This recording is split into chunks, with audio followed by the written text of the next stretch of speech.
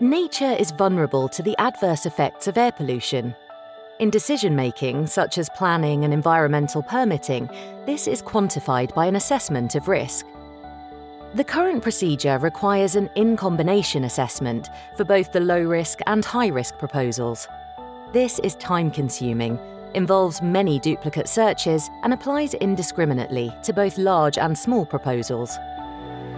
A new process involving decision-making thresholds provides a modelling basis to streamline the assessment process for smaller, lower-risk proposals, whilst ensuring sufficient protection for nature sites. It's essentially modelling in advance. However, in order to employ this system, we need to shift the way we think.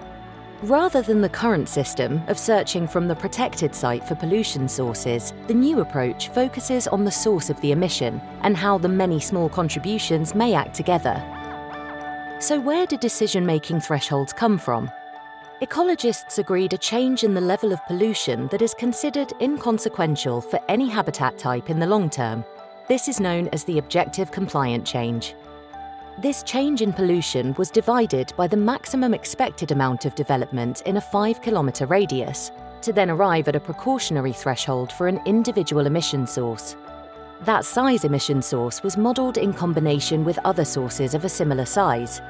This confirmed the amount of emissions from a single development that could act together with other sources without exceeding the objective compliant change.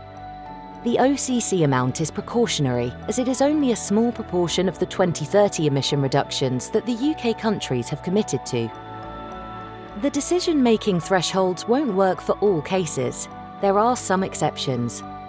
The threshold is based on a certain level of development. If the proposal exceeds that level of development, then the modelling should not be applied. Where there are very clean sites or rare species, the threshold may not be suitable. But for the vast majority of very small sources, this process will save time and effort whilst reinforcing sustainable development. For larger proposals that are above the thresholds, the full assessment and searches will still apply. Contact your regulator for case-specific information.